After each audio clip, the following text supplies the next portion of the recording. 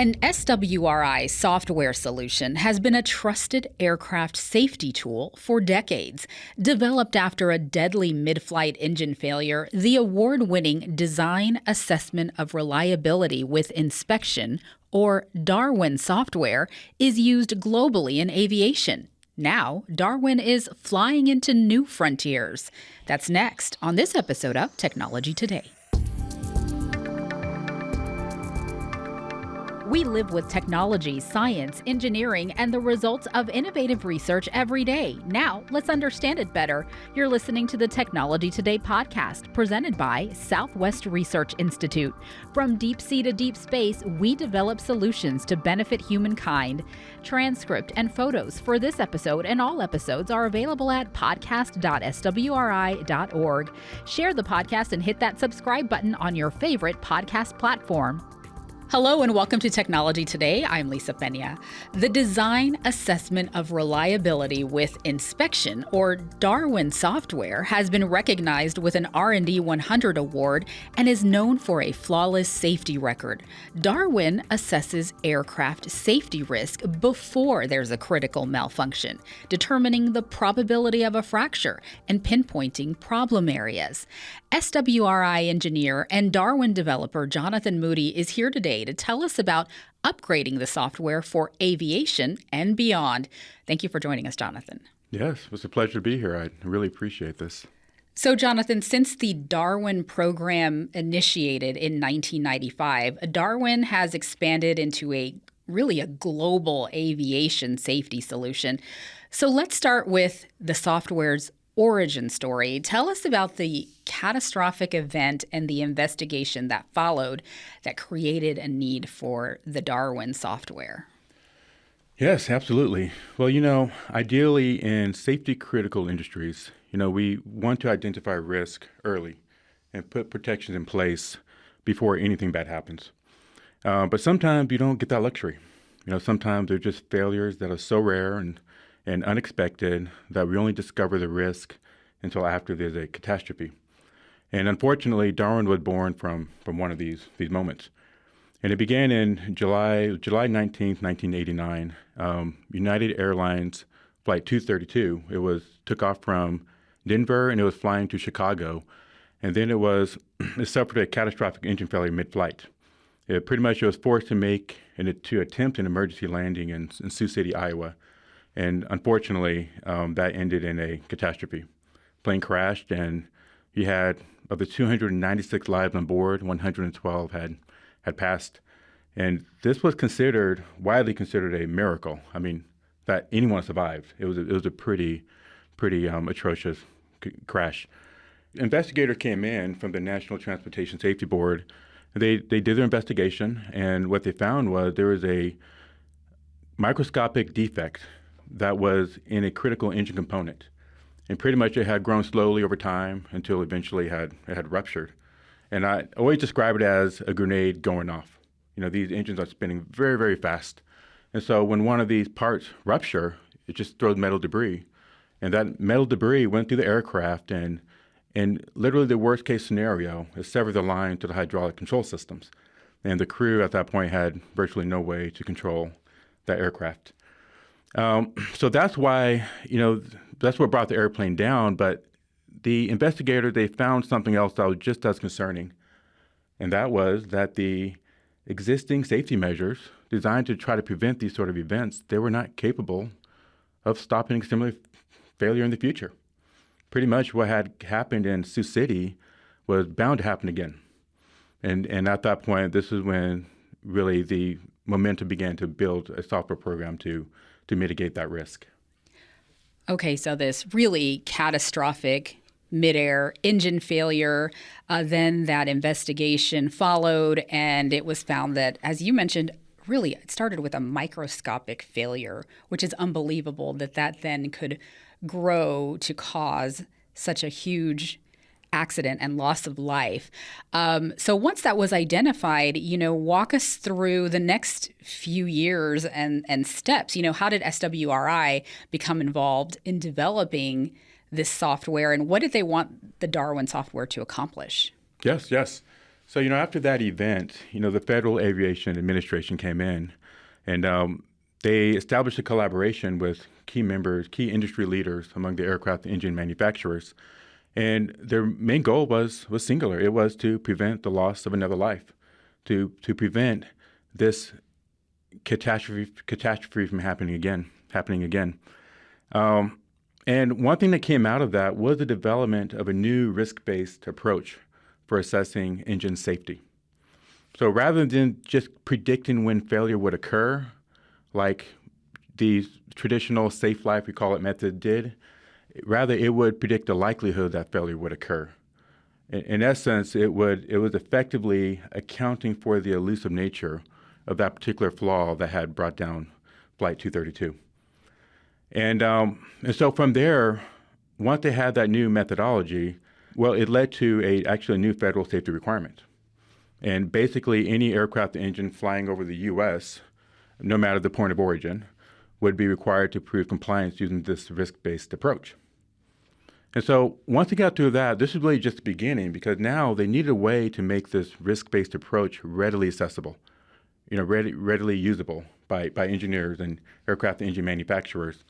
And then this led to an initiative and an invitation for companies to come, organizations to get involved in developing a tool to pretty much translate this approach into a sustainable, commercially supported software application. In 1995, the Institute won a bid to translate the approach into a sustainable, commercially supported software application. And that is when DARWIN was born. Its first release coming out in 1997. And of course, the big push and big motivation for this was to help ensure that safety critical decisions were informed by quantified risk. At its core, that is DARWIN's principal mission. Basically, the previous approaches, which we call safe life methods, right? What they would do is they'd predict when failure would occur, and then they'd have safety factors on it. Like, in other words, let's say you thought the part might last for 5,000 flights. Well, then you might say, well, we're going to say it's going to last for, 3,000 flights, just to play it safe. We don't get anywhere close to where we think failure will occur. But what was really unique about this particular situation, this flaw, it's very elusive. Its impact wasn't captured in those approaches in predicting life. And so we had to account for the fact that these flaws are very difficult to find. They can be very different sizes when they do occur. And kind of going back, they're just very rare. And so it wasn't enough to just try to say, okay, I have a flaw this size in my part. How long would my part last? You have to account for the fact that that flaw can be anywhere. And you don't know where it is. You don't know if it's in that part or not. The reality is, if this flaw exists in the component, the chance of failure is relatively high, right? Just the saving grace is that they're not likely to occur. That's the key, right? But when they do, you have to account for it. You have to be ready for it. And DARWIN sets out to solve that problem. What was the exact flaw that started this whole process in motion? Yes, it's called a titanium hard alpha defect. Pretty much during the melting process, so when you're manufacturing these parts, you melt the metal, and then when it forms, sometimes you have these little pockets where you might have a few grains of this metal that didn't quite melt. And so what it essentially represents is like a void in the component. And even though it's microscopic, it's very tiny. Over time, as you turn that engine on and off, this little defect can start to grow a little bit, ever so slowly. And you don't see it. It's small. You don't know it's there. You have no reason to suspect it's there. And then eventually, after some period of time, once it starts growing quicker, it's like an exponential curve. It can just take off, and boom, it ruptures. And so you can think of it as, imagine you have a stick, and you're holding both ends of the stick, and the stick has a little crack in the middle. So when you bend that stick, over and over, eventually you start seeing that crack start to kind of grow. It gets bigger. It gets longer. Right? You do that long enough, eventually it gets easier to bend that stick, and eventually, boom, you can snap it. And so this is essentially what's happening with the titanium hard alpha defects. And like I said, they can be in the interior of the part, so you just have no idea they're there. And so it's kind of it can be a silent killer, really. That's what it can be. And so that's what we're looking to find. We jumped on board to find this solution. So, how does it work? How does Darwin work? At its core, Darwin pretty much, it brings together information that normally lives in separate places. So for instance, a stress analyst has stress information about the component. They also probably have the engineer who's doing the finite element analysis. They have the digital representation of the component. What does it look like? Where are the curves and what's going on? And then you have materials scientists who do the material characterization. They know how this part behaves. They know how a flaw inside of a material might grow over time when it's subject to certain loads, right? So you have all these pieces of information. What Darwin does is pretty much it takes these pieces of information, brings them together into the software application, and then it does a simulation. So it says, okay, let me now go in and say, okay, for this use case, how long would the crack take to cause failure? And to back up a little bit, we can do that because we account for variability. So in other words, not every material, batch of material is the same. They don't. It's not. If you take a bunch of sticks, right, and you put a little crack in them, you start bending them, they're not all going to break at the same time, right? And so it is with these components. Now it's not as extreme, right? The variability, right? They're all pretty close, but you have variability in the material, in the load, and they all might be used a little bit differently. One's flying from LA to Miami, another one's flying, they're flying over different environments. And then you have the anomalies. Like I said, it's random in its nature, in the sense of when is it going to occur and where is it going to be and how big is it going to be. So Darwin accounts for the variability, and because of that, it can go in and do a thousand, millions of simulations to say, okay, here's one scenario. The crack is this big, it's in this location, the material is going to behave this way, and we're flying over here. Okay, how long does the part last? Okay, we get a number. Then it does it millions of times, and then it can come back and say, okay, now we can build a statistical model of what's going on. Now we can tell you the likelihood that you'll have failure at some given amount of time. So let's talk about that a little bit more in depth. What kind of input does Darwin need to produce an accurate assessment? Yes, and we talk about that a little bit, and but Darwin can take in many inputs. But at the core, at the very minimum, Darwin needs pretty much a digital representation of the component. We call these finite element models. You can think of it as, Legos, right? You want to build a car with Legos, right? It's a representation of the car, but we build it using a bunch of little blocks. And that's what a finite element analysis essentially is. So it's our digital representation of the component, and then we also need to know loading histories. And basically, we need to know how the part is used. So these loading histories, it tells us how the component is stressed, how severely, and just it gives us an idea of the underlying operating conditions in it. And then, other basic things would be like fracture mechanics models, material anomaly data. Once again, we have to know how the anomaly is behaving, what's going on, how is the component going to respond to the presence of an anomaly. How quickly is the crack going to grow in the anomaly, right? So we take all this information, really, and we put it together, and this gives Darwin the complete picture of what's going on, what might lead to failure. And I should add, right, there's many other variables Darwin can take in, many other inputs Darwin can take. Darwin supports a lot of different type of analysis, but ultimately, what we've learned through the years is that there's a handful of key inputs that really drive the failure, principally. So once Darwin has all this information and is conducting this analysis, what insights does Darwin provide overall? Yes, and this is really where Darwin shines. The real value of Darwin is that it doesn't just give a yes or no answer. You're going to fail or you're not going to fail. It shows how risk evolves over time and why and where. One of the key core insights Darwin provides is what we call probability of fracture. Basically, instead of just assuming a part is either safe or unsafe, Darwin quantifies the likelihood that failure will occur pretty much as you accumulate cycles. So in other words, as you use the aircraft engine component as it flies, it's gaining more and more cycles. It's like accumulating usage. And naturally, your risk begins to go up. The longer you use it, the more time the crack has to grow, if it exists, right? So that's one of the key core principles, inputs or outputs, insights Darwin provides.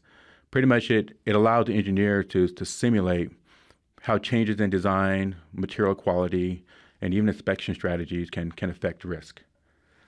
So that's one core capability. Another one is pretty closely related is cycles to failure.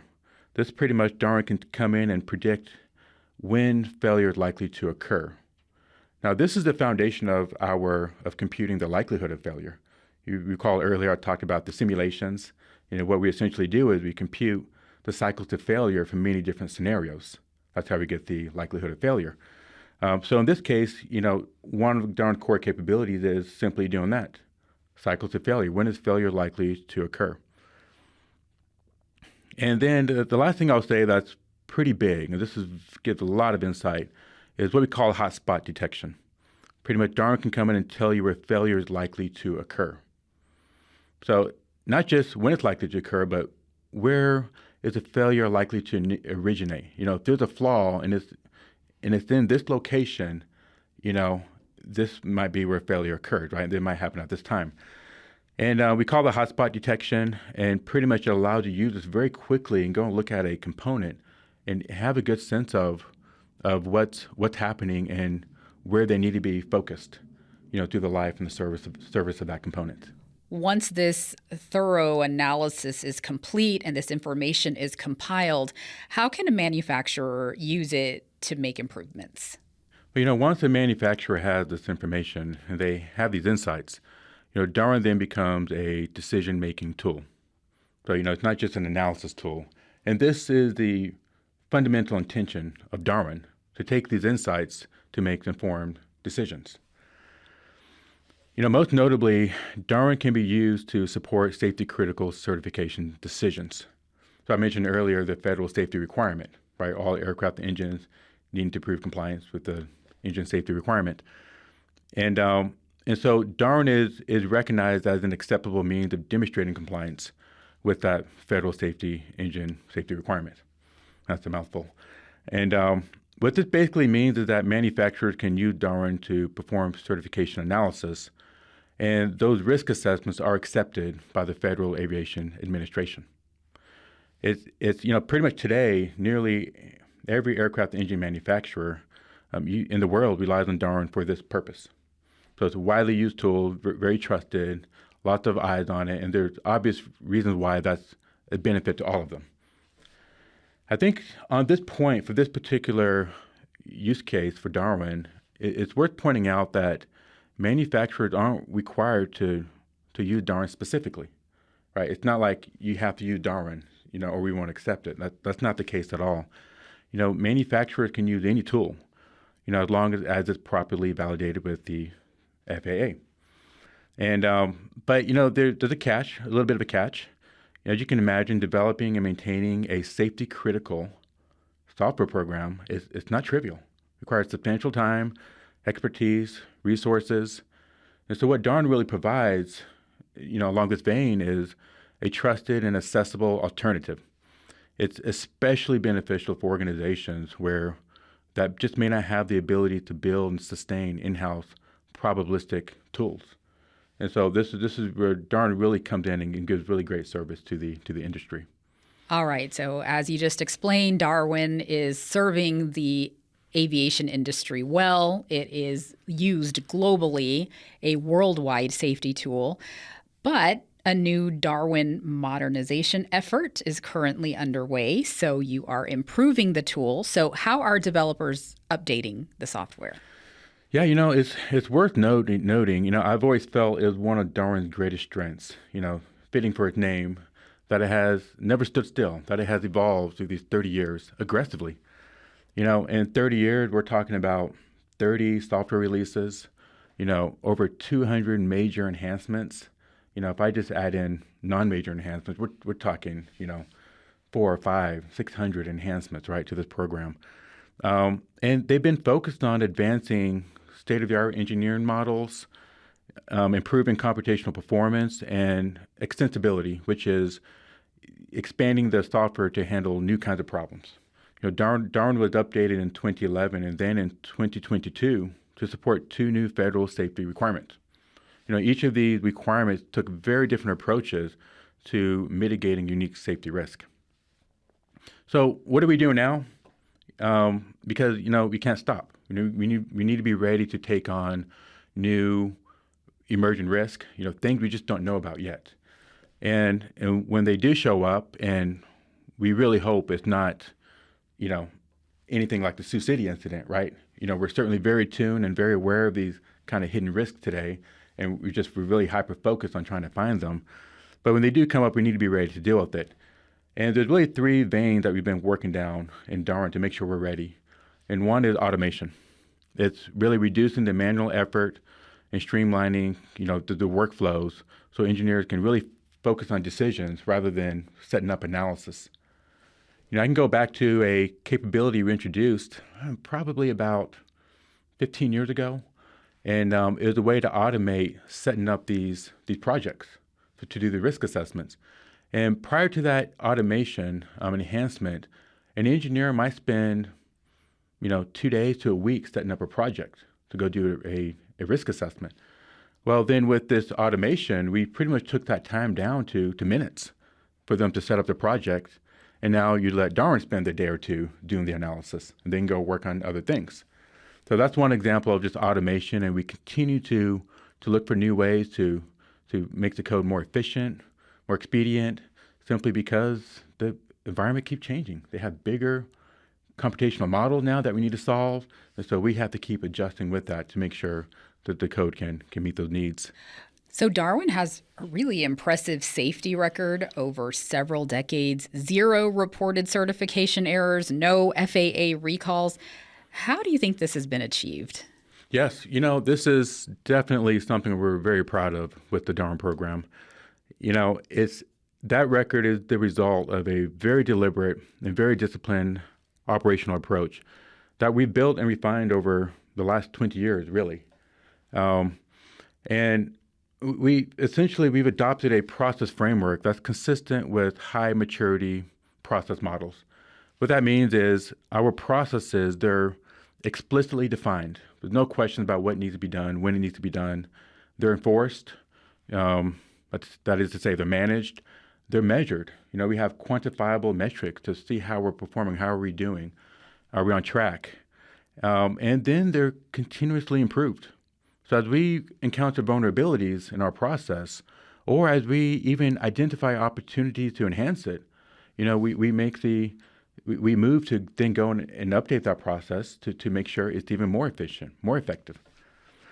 And at the core of this is a task management system that we've adopted. It's a commercially available tool, but the thing that makes it very valuable is it's very customizable. So we're able to adapt this task management system very particularly for our team and our use case and how we operate. And it is, in essence, the engine of our operations. I often refer to it as the assistant operation manager. But it allows us to engage very, very heavy workloads. Okay, well, what you're doing is certainly working. Okay, so do you have a most memorable investigation or case where DARWIN has really shined and helped figure out a difficult safety issue? My honest answer would be a little bit different than people would expect. We are not the end users of DARWIN. We're not the ones who perform risk assessments that directly informed certification or operational decisions. That work is done by the engineers with the aircraft engine manufacturers. And because of that, we don't make recommendations or on component designs, on inspection schedules or warranties or certifications or any of the other decisions that DARWIN can help inform. Our role is to provide reliable, defensible insight. That's what we do.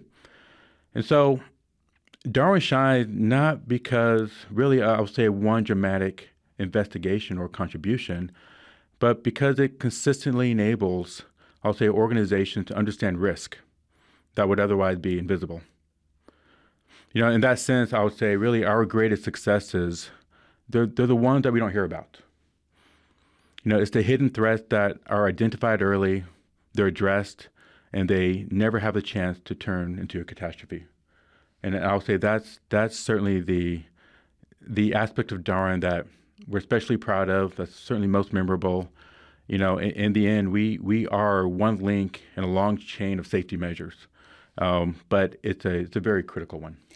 All right, so we have something new in the works at SwRI. Tell us about the new aircraft engine consortium that's underway.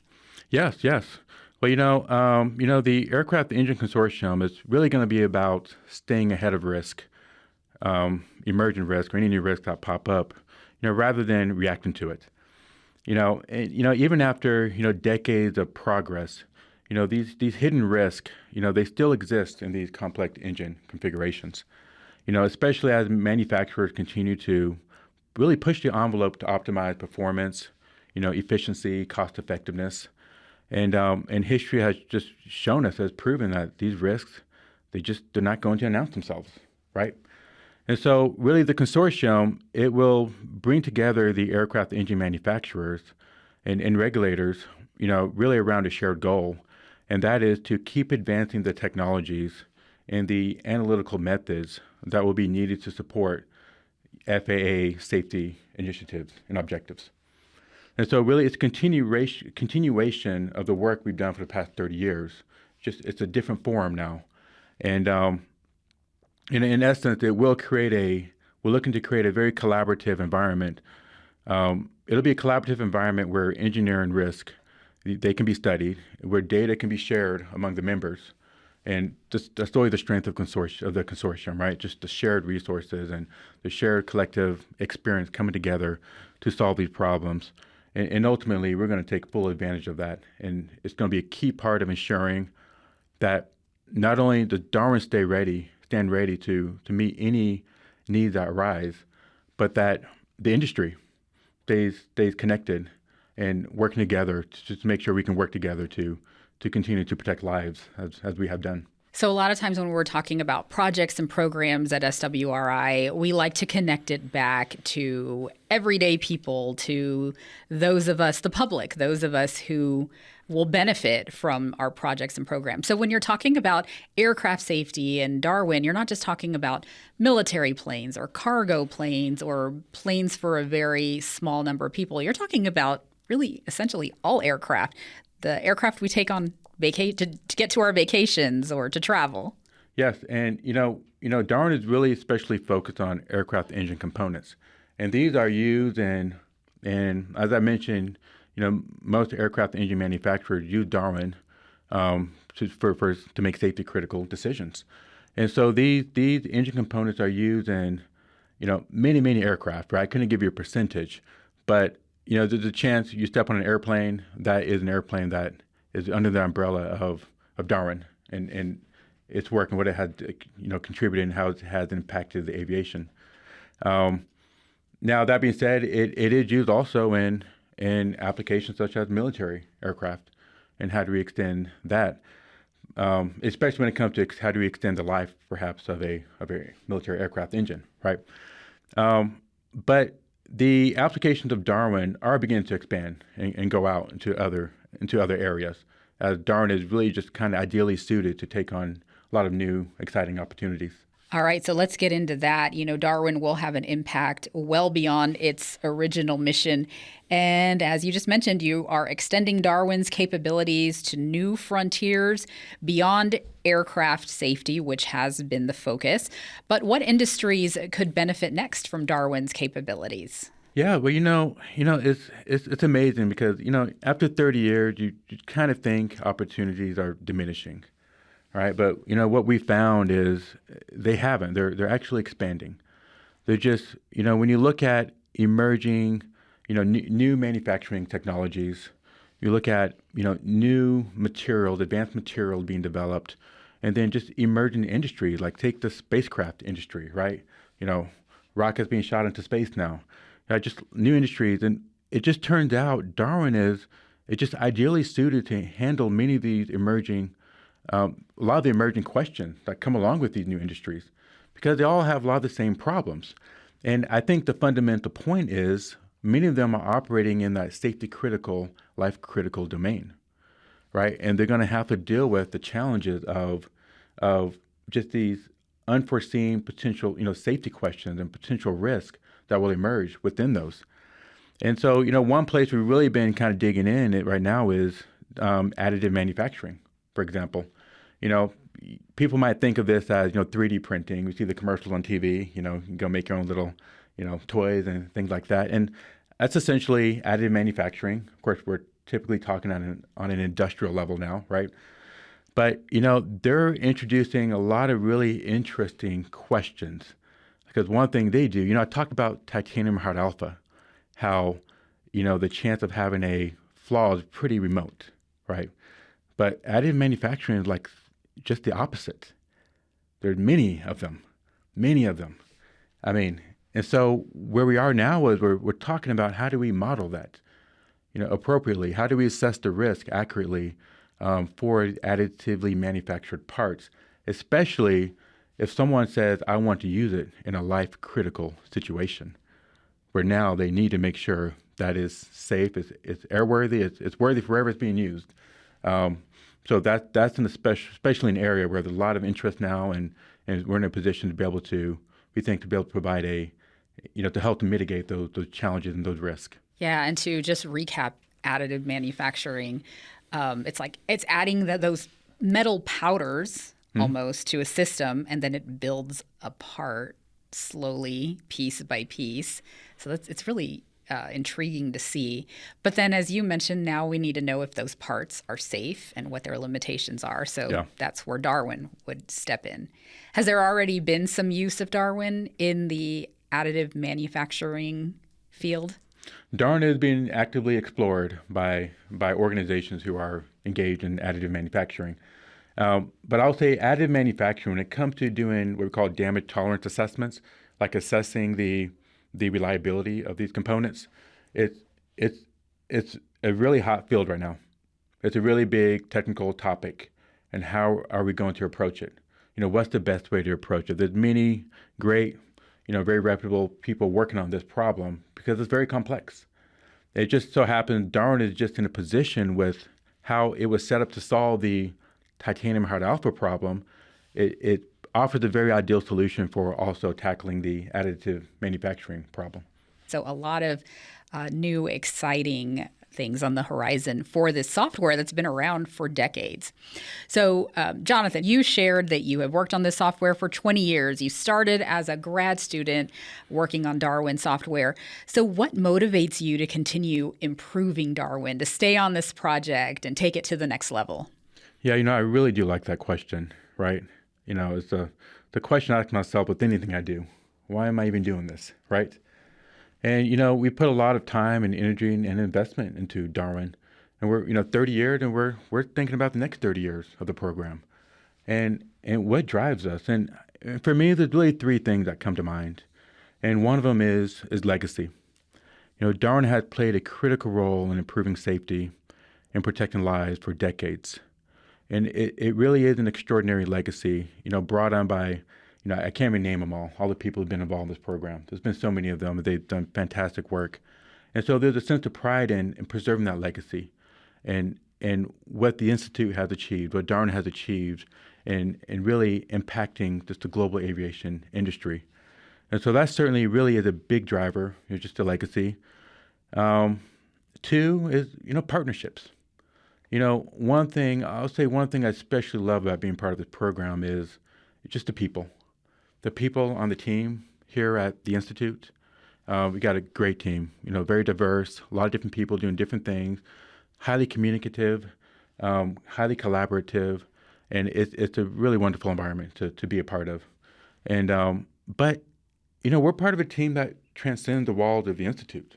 It's much bigger. Now we have our partners in the aircraft engine industry and new industries we're starting to work with. They're people we talk to as if they're Institute employees, right? We meet and talk to them, see how things are going. But what's really amazing about it is, they have that same level of concern and commitment to safety and protecting lives as we do, right? And to really just, and I think in the end, that's what makes these partnerships so strong. There is that strong underlying goal, and working together and leaning on each other and learning from one another, to make sure we achieve that goal. And then lastly, I would say opportunity. I'm an engineer, right? And there's nothing that piques the interest of an engineer like a challenge that needs to be solved, right? A problem that has not been rectified. And so, Darwin is just an incredible and exceptional platform for tackling new problems, for identifying them, for being able to resolve them. And I'll just say from that perspective, that's been very, very gratifying, and it's especially great to know, that those opportunities are not going away. There's more to come, and, we're going to be busy doing that for years to come. All right. Really a great answer, a great thorough answer. With Darwin, you're not just getting this impactful safety tool proven over decades, but as you mentioned, you're getting a legacy, collaboration, commitment, opportunity to go to the next level. So really great tool, and congratulations to your team on an amazing product. If our listeners want to learn more about Darwin software licensing and training, you can visit darwin.swri.org. Thank you for sharing your expertise on Darwin with us today, Jonathan. Well, thank you. Thanks for having me. It was a pleasure. And thank you to our listeners for learning along with us today. You can hear all Technology Today episodes and see photos and complete transcripts at podcast.swri.org. Remember to share our podcast and subscribe on your favorite podcast platform. Want to see what else we're up to? Connect with Southwest Research Institute on Facebook, Instagram, X, LinkedIn, and YouTube. Check out the Technology Today magazine at technologytoday.swri.org. And now is a great time to become an SwRI problem solver. Visit our career page at swri.jobs. Ian McKinney and Brian Ortiz are the podcast audio engineers and editors. I am producer and host Lisa Pena.